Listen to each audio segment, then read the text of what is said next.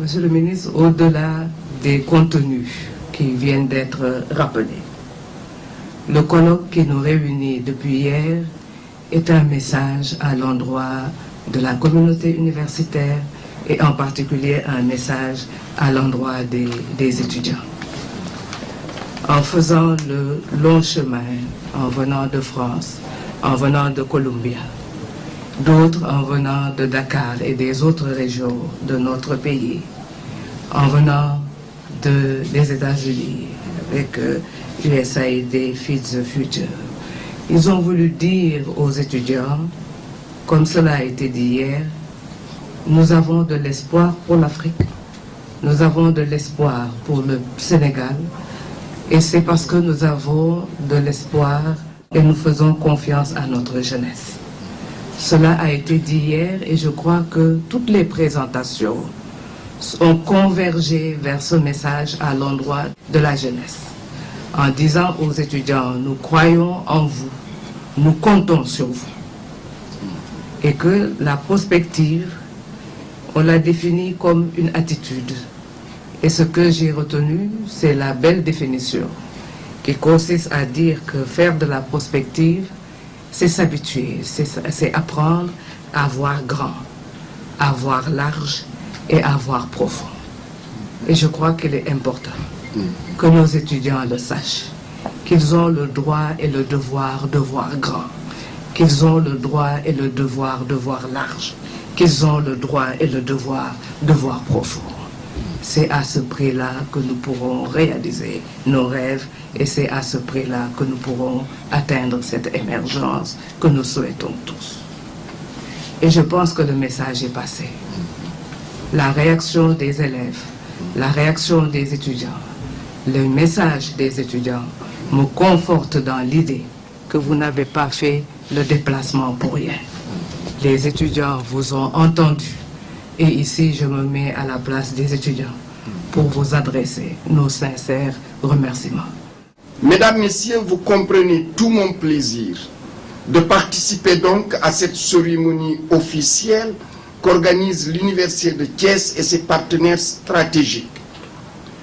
Et vous comprendrez aussi que les préoccupations qui sont les vôtres sont aussi les nôtres, qui sont les préoccupations de l'enseignement supérieur, mais également qui vont sur les questions d'orientation stratégique liées aux directives présidentielles sur l'enseignement supérieur. Puisque après ces plénières de la concertation nationale, le président de la République, M. Macky Sall, a présidé le seul d'ailleurs jusqu'à présent conseil présidentiel de l'histoire du Sénégal consacré à l'enseignement supérieur et à la recherche, et où il a pris 11 décisions constituées de 69 directives qui constituent la feuille de route décennale de ce ministère et que nous sommes en train de dérouler avec toute la communauté.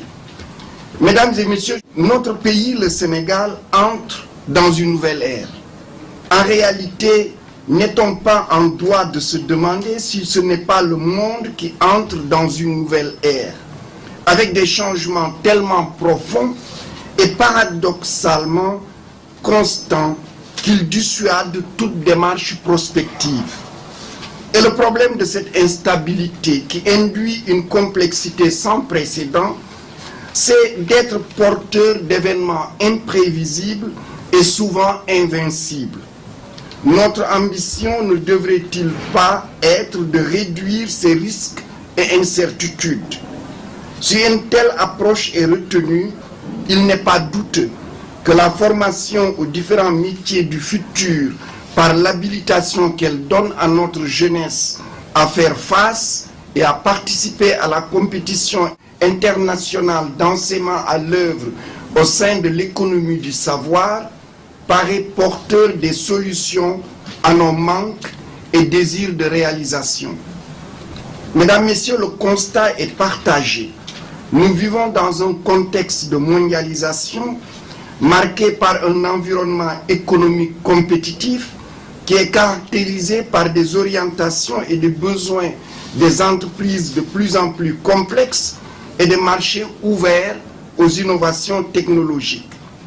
Une telle tendance va s'accentuer durant les prochaines années avec de fortes demandes en compétences pour relever de manière efficace et durable les défis liés aux exigences de qualité et de performance du monde socio-professionnel. Le contexte donc favorise, je dirais impose, le recours massif à une capacité d'expertise technique en matière de prospective pour non seulement l'ingénierie de la formation, mais surtout la détermination des besoins d'une économie en forte mutation, la construction de projets professionnels et la production d'outils et de cadres d'évaluation des titres et grades délivrés par l'université. Dans cette perspective, le sous-secteur de l'enseignement supérieur se doit de développer des stratégies innovantes d'adaptation afin de pouvoir jouer pleinement son rôle et apporter des réponses efficaces et durables par la formation au déficit de compétences dans les entreprises, la qualité des programmes de formation, de recherche et d'innovation dans les établissements d'enseignement supérieur, ainsi que l'ouverture à l'international, contribueront largement à relever le défi de l'insertion et de l'employabilité des jeunes. C'est dans ce cadre que la réflexion prospective sur les orientations stratégiques nécessaires au niveau des établissements d'enseignement supérieur sénégalaises et africaines pour une meilleure prise en charge des préoccupations du monde professionnel en termes de savoir-faire révèle toute sa pertinence. Elle permettra de poser les bases d'un système d'enseignement supérieur performant et durable. Permettez-moi de saisir cette opportunité pour remercier tous les experts qui sont venus rehausser par leur présence la qualité des échanges. Je ne pourrais pas terminer sans parler d'un domaine essentiel pour l'avenir de notre continent et de notre pays. Je veux parler du numérique. Le numérique et les sciences émergentes sont une chance pour l'Afrique et particulièrement pour sa jeunesse. Le dividende démographique prend ici tout son sens.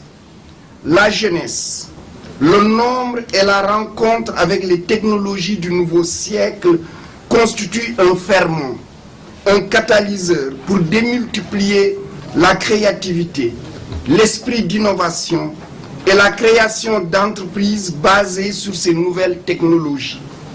De partout en Afrique, surgissent spontanément des inventions, des innovations, faites très souvent par des jeunes. Ils sont des ingénieurs, des titulaires de doctorat.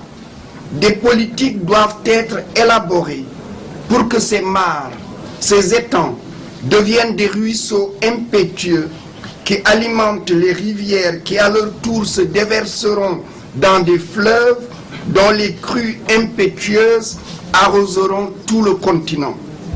Un continent qui alors pourra se mettre à l'abri de la calamité de l'ignorance et entamer une ère de prospérité fondée sur sa jeunesse, une jeunesse bien formée, consciente de son rôle et de sa place dans la société. Mesdames, Messieurs, le rêve est permis, mais il ne s'agit pas ici seulement d'un rêve, mais d'une réalité aussi dramatique que fantastique. L'Afrique passive qui observe sera l'Afrique asservie des temps modernes, une partie du ghetto du village planétaire, à l'image des années 60, où empêtrés souvent dans un dilemme existentiel, certains ont consciemment refusé de s'approprier la science et la technologie qu'ils considéraient comme une compromission conduisant à une dilution dans la civilisation de l'universel. Ils ont cru que c'était la meilleure manière de sauvegarder son identité, d'exister et de rester soi-même. Mais au final, après plusieurs décennies d'indépendance, ils ont abouti à une désillusion. Non seulement ils ne sont plus eux-mêmes, mais ils n'ont pas aussi eu un gain substantiel dans leur idéal de bien-être. Mesdames, Messieurs, nous n'avons pas le choix. To be or not to be.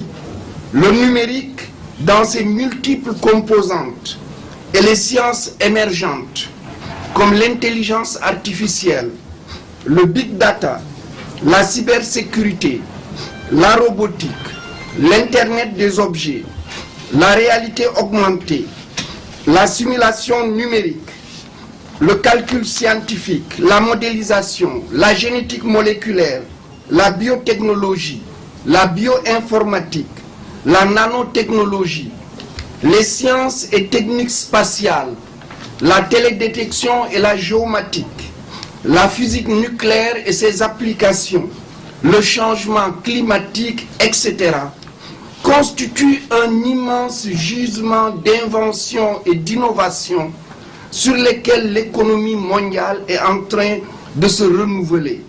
Ce sont des millions d'emplois, des milliers de nouveaux métiers, des sommes astronomiques qui sont en jeu.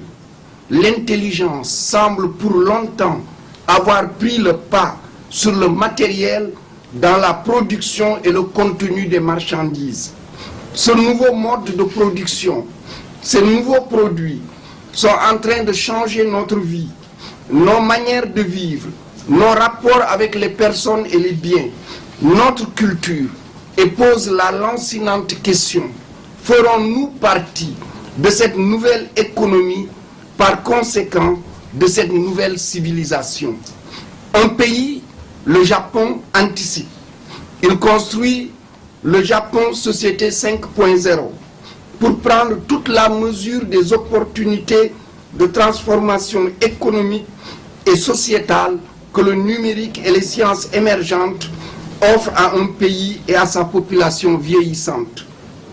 Mesdames, Messieurs, tout le continent doit s'engager dans le numérique et les sciences et technologies émergentes par une réorientation du système éducatif, du préscolaire au secondaire, du système de formation professionnelle, de l'enseignement supérieur, du système de recherche et d'innovation, vers les sciences, les technologies, les sciences de l'ingénieur, les mathématiques, vers ces nouvelles sciences et technologies, et contribuer ainsi à leur intégration dans les priorités de développement contenues dans les plans d'émergence économique, sociale et culturelle des pays africains.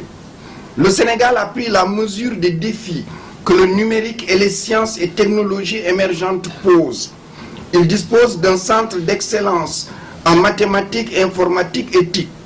Un second vient d'être d'ailleurs accordé pour santé et changement climatique, qui rejoignent le centre d'excellence santé de la mère et de l'enfance.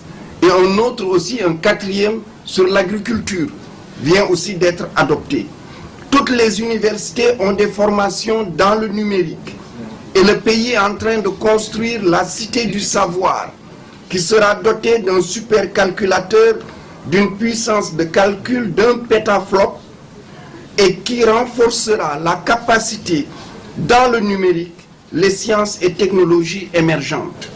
Son Excellence, le Président de la République, M. Macky Sall, a pris la décision de créer le Parc technologique national, déjà financé pour presque 100 millions de dollars par la BAD, dans la nouvelle ville en construction de Diamniadio. Et il vient de remettre, il y a juste 15 jours, un financement d'1 milliard pour soutenir les start-up numériques dans le cadre de la création d'emplois rapides pour les jeunes et les femmes. Mesdames, Messieurs, chères étudiantes, chers étudiants, ce qui se joue sous nos yeux, c'est l'avenir de la jeunesse africaine, le futur de notre continent.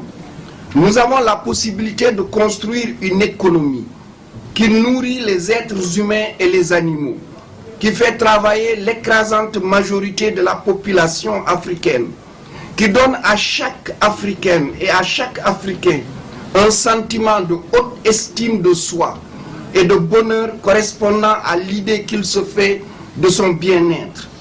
Ainsi, les Africains Ne viendront-ils plus alors grossir les rangs des naufragés de la Méditerranée? Et la famine ne sera plus qu'un vieux souvenir que les livres d'histoire rapporteront aux enfants. Mesdames, Messieurs, les Africains, particulièrement les intellectuels africains, ont souvent l'habitude d'agir comme Hamadi Kandi, dont parle le dicton Peul. Hamadi Kandi à la welo Sodi Korni. Littéralement, Hamadi Kandi n'a pas de bicyclette, il a acheté un klaxon. Cette attitude a le désavantage de ralentir fortement les prises de décision ou carrément de les interdire. Ce fut le cas pour l'exploitation pacifique des retombées du nucléaire. Vous vous souvenez bien, quand il y a eu Fukushima, un gouvernement sous la pression a décidé que le Sénégal abandonnait tout ce qui était nucléaire. Il avait oublié que pour traiter le cancer, on n'avait pas le choix. Et juste vendredi dernier, nous avons déclaré à Ranérou l'éradication de la mouche 7C dans les Niayes. C'est une application du nucléaire. Et le bruit des klaxons fut tellement fort que beaucoup de pays ne se sont pas engagés dans la recherche et la formation en biotechnologie, ont voté des lois tellement contraignantes que la recherche et l'innovation sont devenues impossibles. C'est l'année dernière, à la session plénière de l'Académie nationale des sciences et techniques du Sénégal, que le Sénégal s'est engagé à changer les lois pour qu'on puisse faire la recherche dans les biotechnologies. Mesdames, Messieurs, au regard de la qualité et de la diversité des participantes et des participants, dont des acteurs du secteur privé, je reste confiant quant aux recommandations de ce colloque qui contribueront à inspirer et à renforcer les initiatives dynamiques et innovantes pour trouver des solutions efficientes aux besoins de la société en général et des entreprises en particulier.